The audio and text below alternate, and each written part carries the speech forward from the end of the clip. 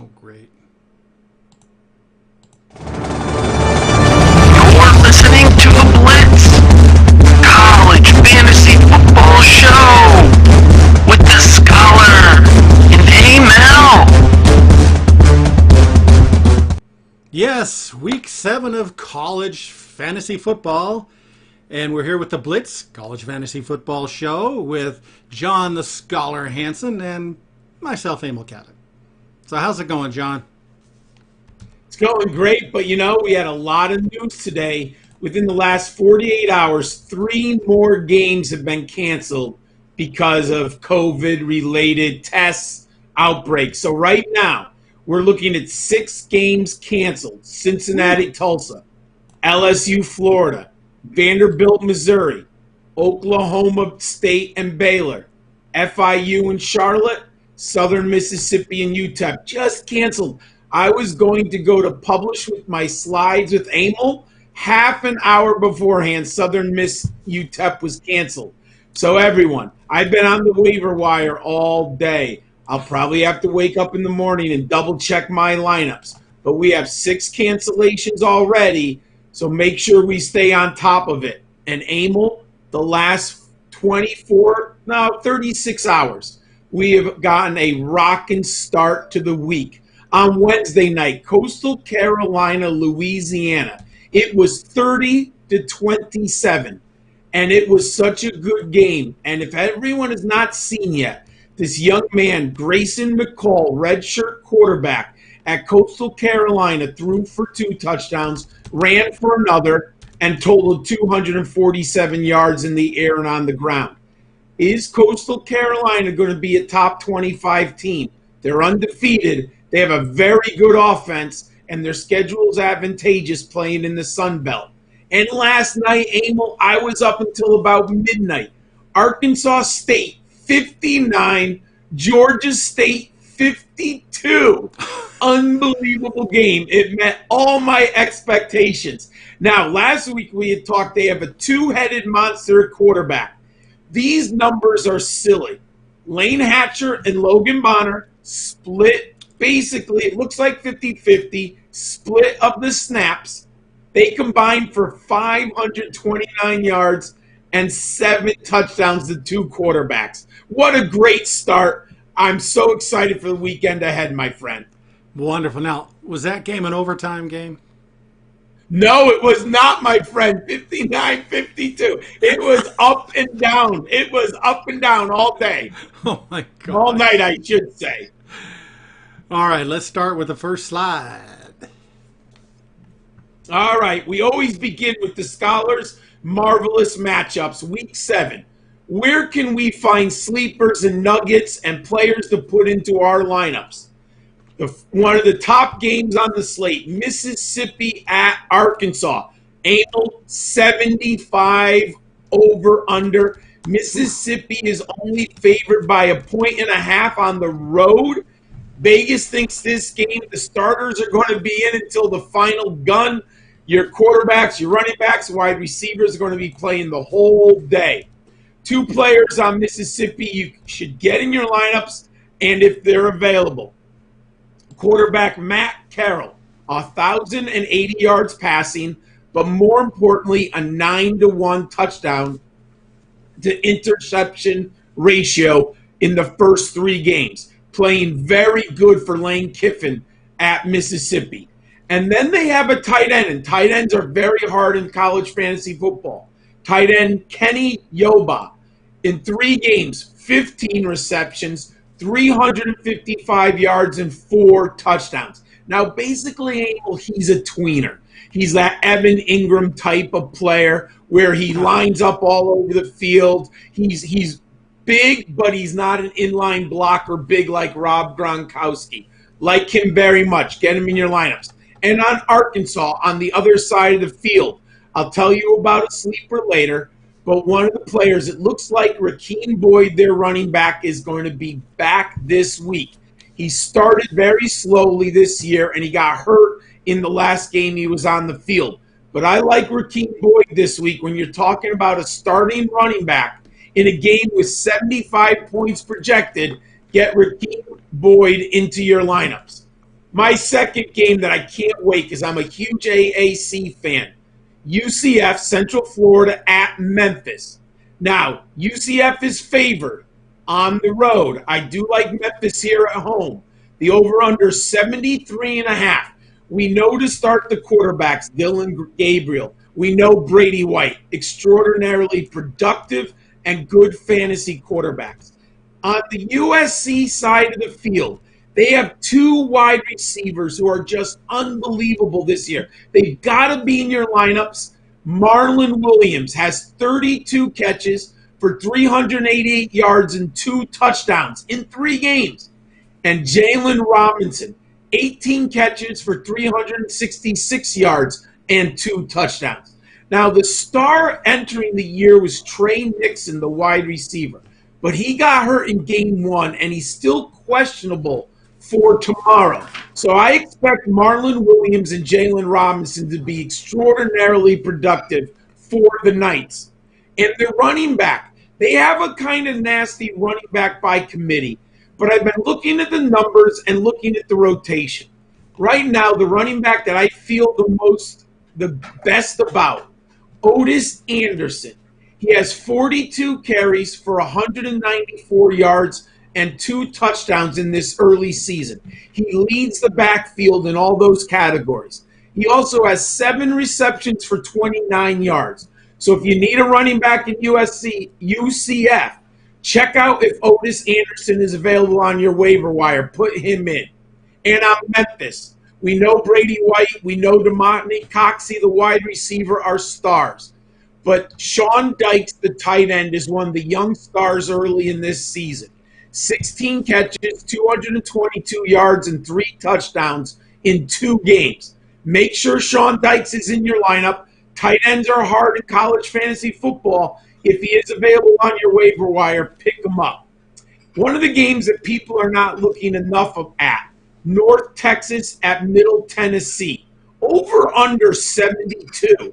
Now, I think the reason people aren't looking at this game is Middle Tennessee got off to a poor start, but they had a very difficult schedule early in the year, and they're playing much better football.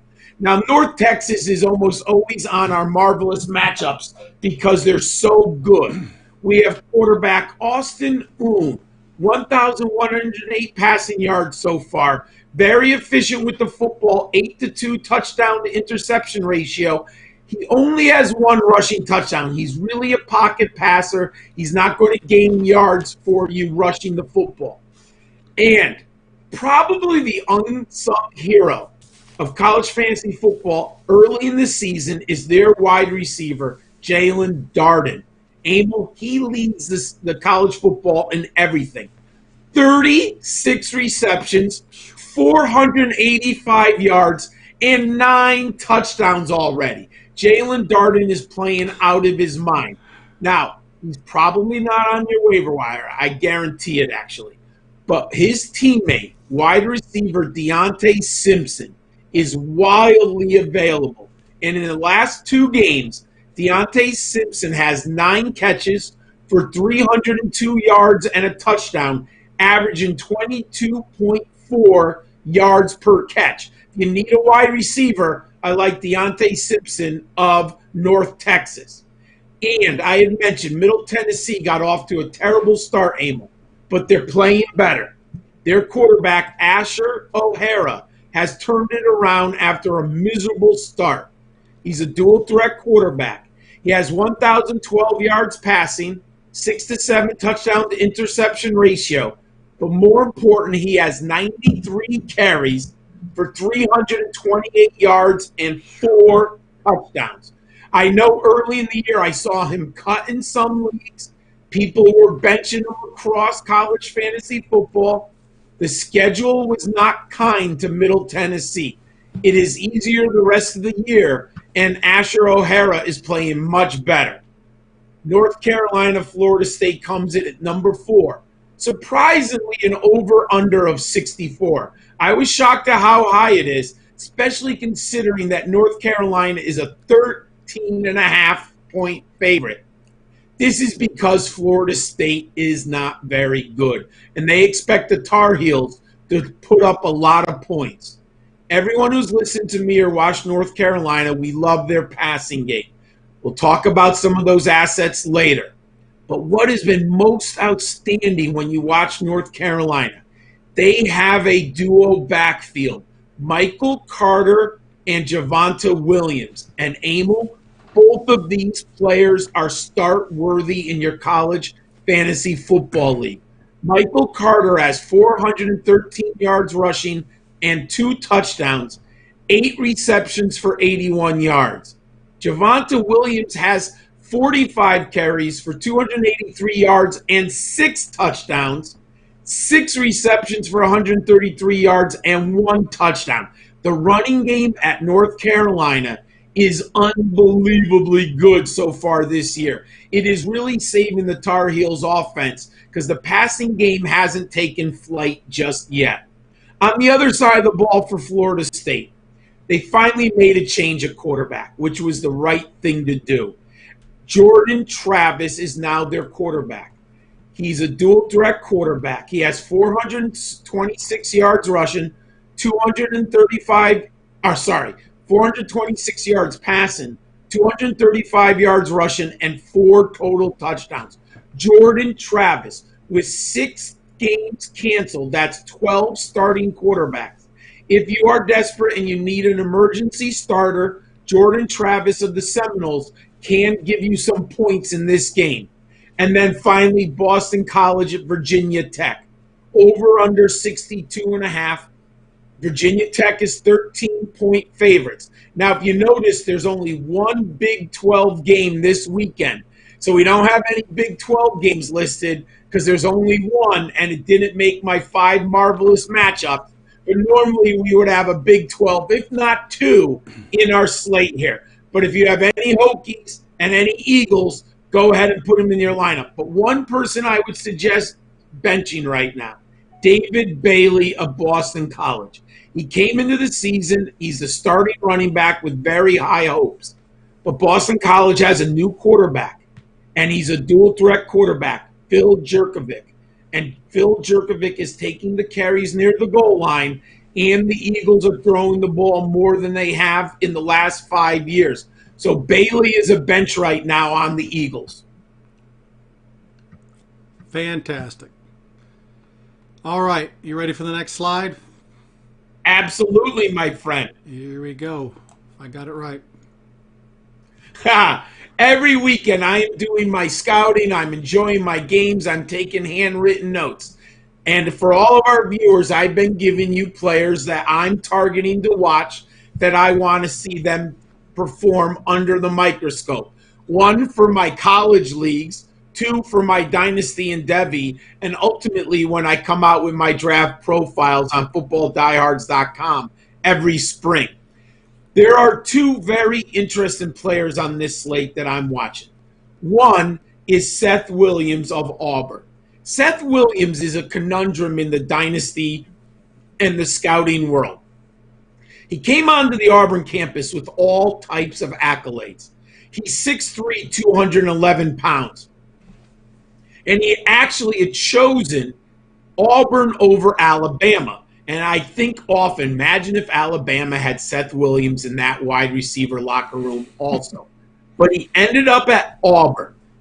The skill set is there. The pedigree is there.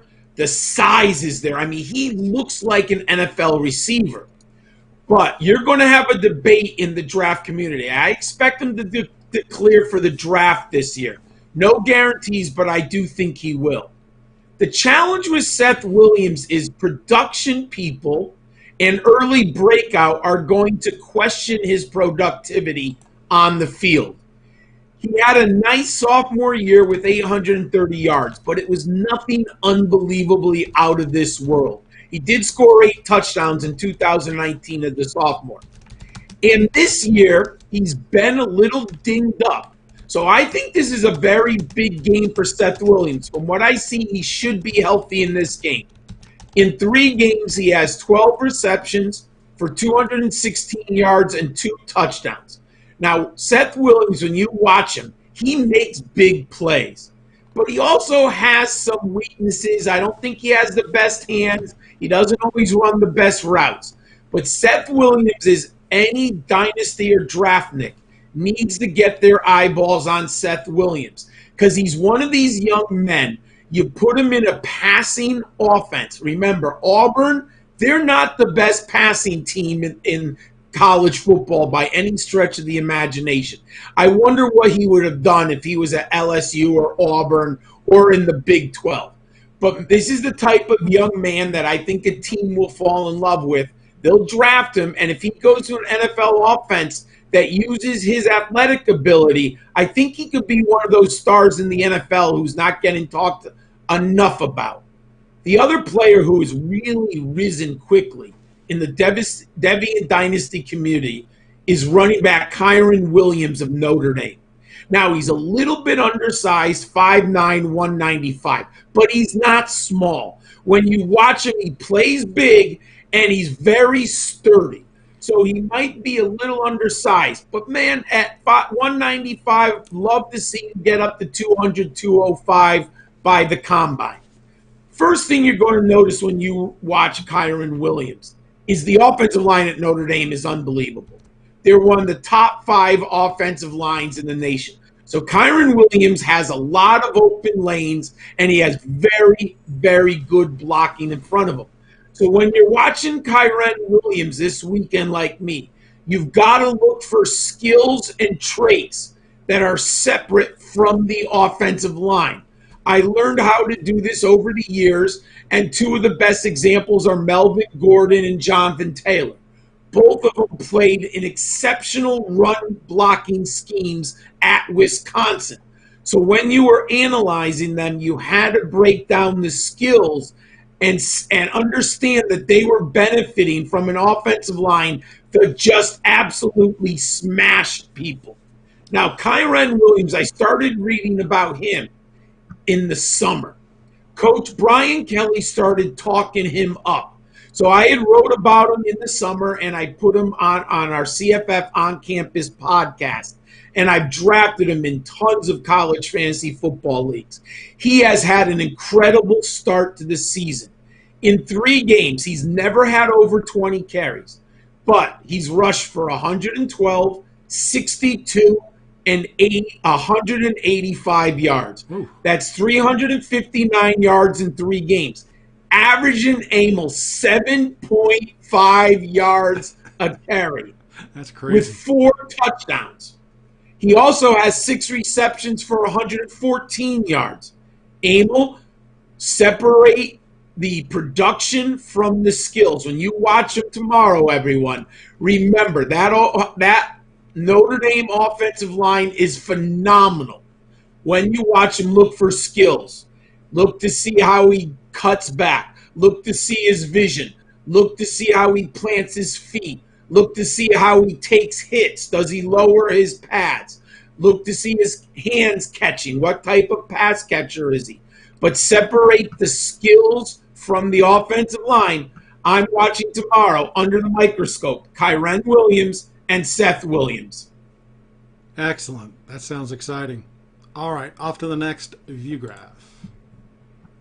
So if you're like me, you're scrambling all the time with all these cancellations and injuries. It is just becoming more and more apparent every week that you need help on the waiver wire. The number one goal right now in COVID in the year 2020 in my book is to make sure that I have a starting lineup every week, because college football is not like the NFL. It's very hard to get injury reports. And sometimes, Emil, a young man just won't play.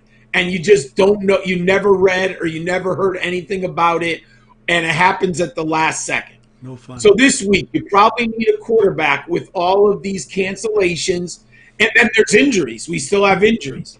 So there are 2 that I'm going to give you that should be available on all your waiver wires. 1, Felipe Franks. I talked about the Arkansas-Mississippi game. Arkansas is a home underdog. I have a veteran quarterback. He's at home on the highest over-under at 76. Here's how bad the Rebels are on defense. They are surrendering 338 yards a game and 51.7 points per game. Yikes. Go get Felipe Franks of Arkansas. You have a nice floor of 18 points with 30-point upside against Mississippi. One of the players that I like, and I don't think people are going to look for, quarterback Anthony Russo of Temple. They are a home favorite by 11 points, and South Florida is one of the worst teams in all of college football. Temple is coming off a heartbreaking loss, and Anthony Russo hurt the team 2 times. He threw a red zone interception at the end of the first half that took 6 points off the board, and with a minute 2 left, he could have tied the game, but his 2-point conversion was batted down at the line of scrimmage. But Anthony Russo is a senior. He's a tough kid. He's a good young man. He's gone through a lot of football. I don't expect 2 little mistakes to hurt him. I actually expect him to bounce back. And last week, despite those errors, he still had over 25 fantasy points because he had 206 yards passing, 20 yards rushing, 2 touchdowns throwing, and another running it in. So I like Anthony Russo here at home, Temple versus South Florida. Excuse me, everyone. If you need help in the backfield, Leedy Brown is your guy this week versus Kansas. Kansas, not very good. Update, even worse than last year. Kansas is surrendering 227 yards rushing. A game, they are giving up 227 yards on the ground. They are allowing 44 points per game. Leedy Brown is home here.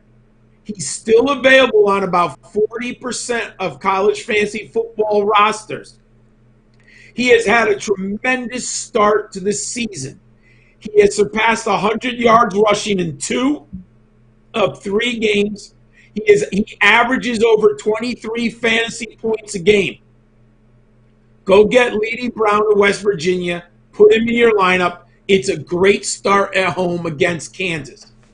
And I keep talking about this. I just can't even believe he's still available. Memphis running back Rodriguez Clark he's on less than 40% of rosters. That is stunning to me.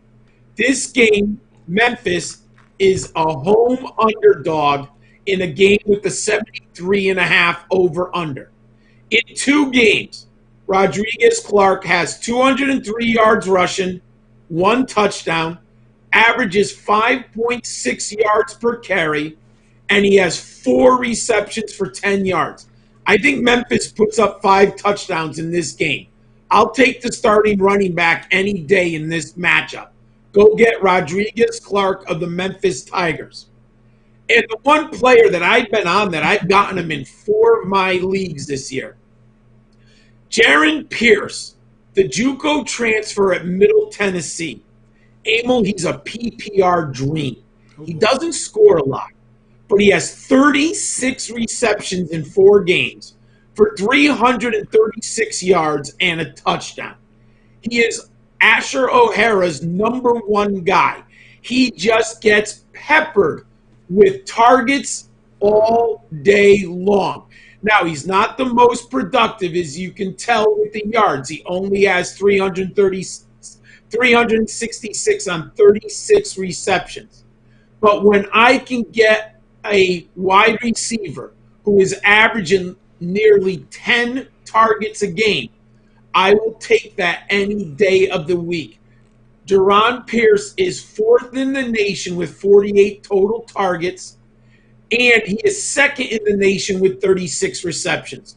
So go get Jaren Pierce of Middle Tennessee into your lineups. Those are my 5 sleepers if you need someone right now to put into your lineups. Those sound like great options.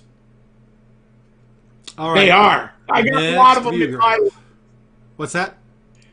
I got a lot of those players in my lineups, my friend.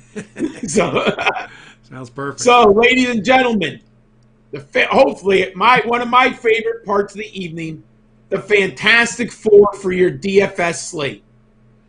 Earlier in the week, this was a 13-game slate, but 2 of the games are off the board now. LSU, Florida, the big matchup, that's not on the board. So I had to go back to the drawing board late this afternoon, and I came up with my Fantastic Four to build your lineup around. I'm going to start with the big boy, Dillon Gabriel at quarterback. He is the 3rd most expensive quarterback here behind Trevor Lawrence and the aforementioned Matt Corral of Mississippi. I'll slide down to Dillon Gabriel. I like UCF a lot. They're coming off a loss. They're an explosive offense, and Gabriel probably played his worst game of the last 2 seasons against Tulsa. But in his worst game, he still had 330 yards passing, but he only had 1 touchdown. I expect him to bounce back big time against Memphis. I'm going to go right to Rodriguez-Clark here also. I just talked about him in my sleepers. He's too cheap in college fantasy football DFS. He's 5,600. He has scored 19.5 and 14.5 in his 2 points in his 2 games. The upside is 30. If Rodriguez-Clark could get into the end zone twice, which is more than reasonable in this high-scoring contest, he could easily get 30 points. I love Rodriguez-Clark. Last week, I talked about Tank Bigsby of Auburn. He had a very nice week, and it comes from the passing game. He had 7 receptions for 68 yards. Like him here, this is PPR scoring format. Auburn's at South Carolina. Bigsby can catch the football. I like him. Put him into your lineup at 5,900. And then, in college fantasy football, we do not have a tight end designation. Tight ends qualify at flex, super flex, but more importantly at wide receiver.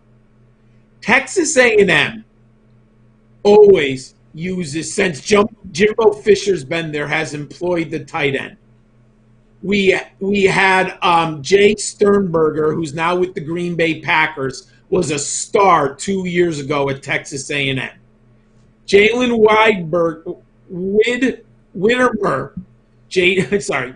Whittemore was a freshman last year. This year he's a sophomore.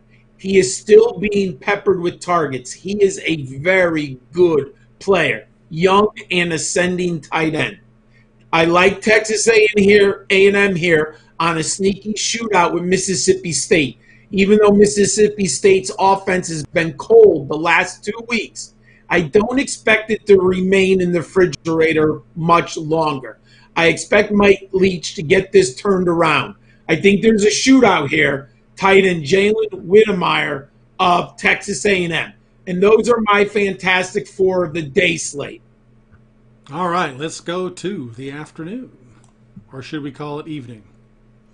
And it's technically the evening, but now they do have an afternoon slate, but they kind of cut that other slate in half. So I like to play the full day slate, but you could play a late afternoon. But I like the evening slate because I like to have something to watch and root for later in the night on Saturdays. Sounds good. Believe it or not, 2 games have been cut off this slate. There's now only 3 games. FIU Charlotte is now off the board on DraftKings. But if you go to DraftKings, Southern Mississippi UTEP is still on there. But that game has also been postponed. So do not put Mississippi or UTEP players into your lineups. My Fantastic Four for the evening slate, 3 games. I've got to pay up for one of the quarterbacks here. I'm going to go with Sam Howell. He's been a little bit disappointing, but I think a blowout is coming. He is overdue for a 4 or 5 touchdown game, especially with the running game doing so well in North Carolina. the Seminoles are going to have to deploy assets to slow down the running game. What should that do? It should open up the passing lanes and open up the deep ball for Sam Howell. I like Sam Howell here. He's 7,300. That's a very fair price. He's going to be one of my quarterbacks tomorrow night. Then at running back, Khalil Herbert has been playing terrific football for the Hokies at Virginia Tech. He's 7,500, but he's a lot cheaper than Najee Harris. And, of course, I left you space. If you want to put Najee Harris coming off his 5-touchdown game last weekend, put him in your lineup, but he's 9,300. I want to give you options. Khalil Herbert at 7,500. I like him a ton. The Hokies are huge 13-point favorites at home against BC. I like Herbert in this game. Now, since we need people in every game. There's only 3 games. I'm going to go with Ladainian Webb, the running back at Florida State. Florida State's terrible, but Mike Norvell, the coach, is making some very good personnel changes. He is kind of benching the players who were with the program before he came there. This is his first year at Florida State. He comes from Memphis. He needed some time to see what he had. He needed time to implement his offense. He's now slowly putting in his guys, or at least younger guys, to give him an opportunity. I like Webb here. He's only 5,200. We need some cash savings in our salary cap. Last time we saw Webb, he scored 17.5 DraftKings points. Go and get him. And then at wide receiver, I'm going to go Zay Flowers of Boston College. I like Zay Flowers a ton. As I mentioned earlier, they transitioned from a power running game to a little bit more wide open offense. Zay Flowers can be a little bit maddening because he can be 5 for 130 and 2 touchdowns, or he could be 3 for 30 with no touchdowns. He's a big play home run hitter. But I like Flowers here because the game script says the Eagles are going to be playing from behind in the fourth quarter. That means they're going to throw the football a lot. I like Zay Flowers a ton. Put in Zay Flowers on the other side of the field of Khalil Herbert, and you have a nice correlation play on game script. Virginia Tech runs the ball and wins. Eagles have to pass the ball to play catch-up. I want the running back and the wide receiver there. And that is my Fantastic Four on the Saturday evening slate. So, John, with only 3 games in a slate, that's a little different. That's a little harder, is it? It is a little. I mean, you have to know the players. And to me, the key is you have to hit one sleeper that people don't know about. And then you can't miss on your quarterbacks. You need your quarterback. So if you go Mac Jones of Alabama and Sam Howell, you need, on such a small slate, you need those quarterbacks to finish in the top 3 of production at the position. Wow. You can't miss on that. Yes. So it is very important, your decisions. Do they have a slate that's the whole day? Or is there just No, they don't have they used to do that, but now they do the day at noon. And then the evening slate usually starts, let's see, this one starts at 7:30. So it's either 7 or 7:30, depending on the kickoffs. Okay, sounds good. All right, the final slide. Here we are. And our best bets. Well, for the season, the great news is I'm 9-6. Unfortunately, last week I went 1-2. But you know what, Emil? I don't give up. I'm here pounding the rock, doing my research, and I'm here for the viewers. I still feel good. I'm still in the black. I'm making money. That's what I'm happy about. I'm happy to help all of you. I have 3 really good bets that I like this week. 1, Notre Dame. And I'm no Notre Dame fan. I grew up a Michigan fan. But I don't, when I bet, I don't care about favorites. Notre Dame is going to wallop Louisville. I've seen every Louisville game, and I've been very disappointed in them. And Georgia Tech, I thought, handled Louisville And let me tell you, Georgia Tech is no Notre Dame. I've told you, Notre Dame's offensive line is nasty, big, strong, mean, talented. They might have 3 first or second round picks on this offensive line.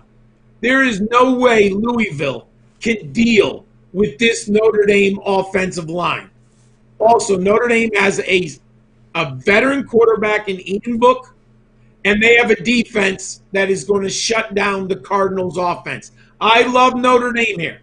I don't like giving 17. It used to be 16. Then it was 16 and a half. It's at 17. I still like Notre Dame at home to pound the Cardinals. Go ahead, give the 17. Temple. Love the bounce back here. They lost to Navy in a heartbreaker by 2. South Florida is terrible. South Florida is heading north. Hopefully it's going to be a little chilly. The Owls are hoping that you get those Southern boys in that cold. And, when your fingers hurt and you got the chill on your lips. And Temple loves that football because that's when they're going to smash you. They're going to run. They're going to pound you in the second half. Give the 11.5. I was worried that it would be 13 or more. So I'm pretty happy with the 11.5. South Florida is not going to be able to compete here. Temple will cover, and they will beat South Florida rather easily. I'm going to give you one big game. Georgia, Alabama. And honestly, with the Nick Saban, if you've been following college football like me, he tested positive for COVID, and he's been coaching virtually from home the last 2, maybe 3 days. I forget exactly what it is. So I said, I'm not sure how that's going to impact. But what I do know is Alabama's defense is poor, and Alabama's offense is nasty good. I think 57 is too low. I know Georgia's defense is good, but Alabama's got talent at the running back, at the wide receiver, at the quarterback, and on the offensive line. Alabama's going to move the ball on Georgia. Georgia has talent on offense. They always do. They just aren't scheming for these big 50-point outbursts. But I think the 57 is too low. I'm taking the over on Georgia, Alabama, that these two teams combine for more than 60 points. So take the over in Georgia, Alabama, and that is my Scholar's best bets for Week 7. Those sound like good ones. I like them. Thank you, my friend. Did a lot of work this afternoon doing the research. I guess there's still a probability by tomorrow morning that you may get another problem. Yeah, unfortunately, the reality is that a school could wake up with a bunch of positive tests. Yep. So that's I've been online looking at college until about 11:50.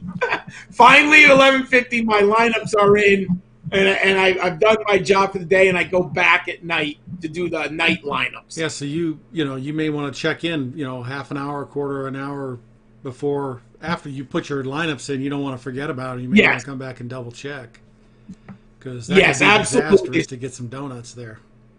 It would definitely be disastrous. Yes. And then, like I've mentioned, sometimes in college football, someone just doesn't play. That happens more in regular season, because usually DFS we're more on top of it. But if you play in regular season leagues, I have giant 12-man starting lineups with 4 flex sometimes. Whoa. So that's what the big boys do. Large rosters, large lineups. So because there's 130 in those leagues, 12 or 14. That's a lot, yeah. But you got a lot of teams in college, so you do. That's why. Yeah, I'm sorry. No, go ahead. Oh no, that's why they like the big rosters. That's nice. That sounds exciting to me. Yeah, and here at UNM in New Mexico, our team's going to play in 8 days at Colorado State, and we've got I think it was 8 who test positive, 7 players and a coach or something. So here we go. Really? It's 8 days away. That could be a problem. Yeah, I forgot they're in the Mountain West. Or no, wait, they're independent. No, they're independent, I think. So they were going to start against Colorado State. They're in the Mountain West. Oh, They are Mountain West. You're probably Okay. thinking Yeah, of one of them New in Mexico Mexico. State. Yeah, one of them. Okay. One of them in the Mountain West. The other one's independent, right? Yeah. Okay. That's right. The Mountain West is starting up soon. Oh, interesting. In Well, good luck. 8 days. Well, wonderful. This is Yeah, 8 great. days. And, your article comes out tomorrow morning. Yeah, tomorrow morning. DFS, and you NFL. update it. Pardon? The NFL The DFS. NFL one, yes. And also the NFL Yes. DFS tomorrow night at 7 o'clock Eastern Time with you and myself. Same place. Yes. So we will see you there. So thank you so Same much. bat channel. Same Oh, channel. you're welcome. All right. Anything else Have you a need great to add? night, everyone. You too. Thank you. No, just enjoy the football. Yep.